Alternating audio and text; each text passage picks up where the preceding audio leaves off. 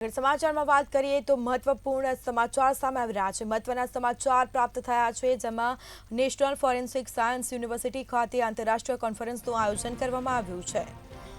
તો centre of excellence in digital forensic વિષય પર સંવાદ થશે। કેન્દ્રીય ગૃહમંત્રી અમિત શાહ પણ ઉપસ્થિત જોવા મળ્યા છે।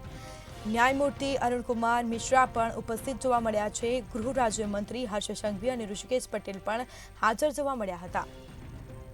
તો નેશનલ ફોરેન્સિક સાયન્સ યુનિવર્સિટી ખાતે આંતરરાષ્ટ્રીય કોન્ફરન્સનું આયોજન કરવામાં આવ્યું છે, જેમાં centre of excellence in digital forensic વિષય પર સંવાદ થશે।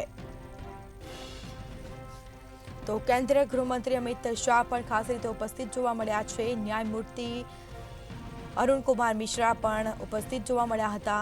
ગૃહ રાજ્યમંત્રી હર્ષ સંઘવી અને ઋષિકેશ પટેલ પણ ઉપસ્થિત જોવા મળ્યા છે।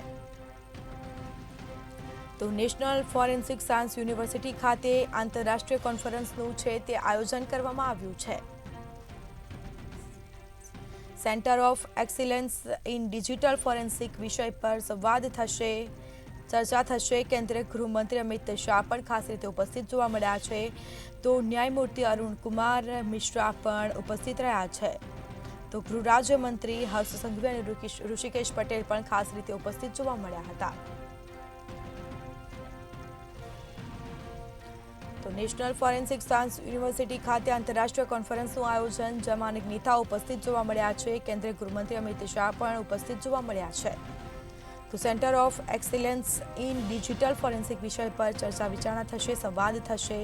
ન્યાયમૂર્તિ અરુણકુમાર મિશ્રા પણ ઉપસ્થિત રહેશે। કેન્દ્રીય ગૃહમંત્રી અમિત શાહ પણ હાજર જોવા મળ્યા છે।